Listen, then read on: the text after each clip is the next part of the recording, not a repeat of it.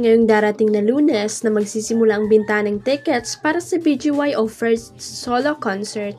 Ngayon pala nga ay may ACs tawag sa fandom nila ang excited makabili ng tickets at makanood ng unang concert ng kapamilya P-pop idol boy group.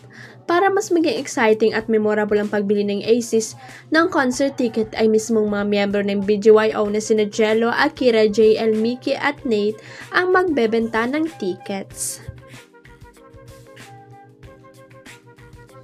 Sa unang araw nga ng ticket selling, magaganap ang live selling ng BGYO sa ticket booth sa may yellow gate ng Smart Araneta Coliseum. This is your chance to secure your dream concert tickets handed to you by the BGYO members themselves. See you on August 11, 12 noon at the Ticketnet booth, Araneta Coliseum, Yellow Gate, sabi ng BGYO sa kanilang social media post. Para sa mga hindi makakapunta sa Ticketnet, ay magiging available rin ang ticket website nito na https://www.ticketnet.com.ph simula August 11, 12 noon. Samantala, maliban sa concert ay may bagong song ang dapat abangan sa Aces of P-pop ang headline.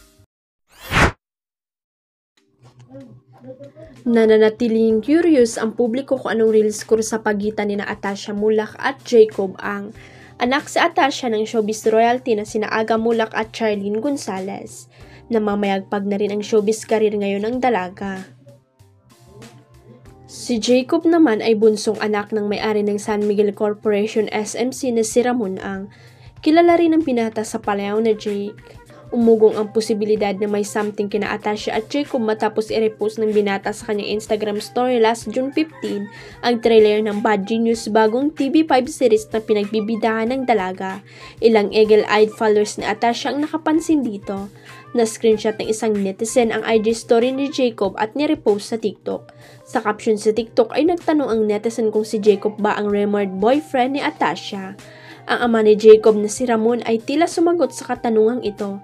Sa isang video courtesy of Billionaire News Channel, pinuri nito ang anak ni na Aga at Charlene. Payag ng nakatatandang ang, si Atasha is a very nice lady, napakabait at napakaganda sobra.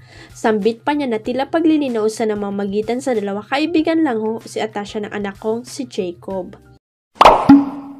Huwag kalimutang i-click ang subscribe button at i-ring ang notification bell para sa latest at legit chika updates.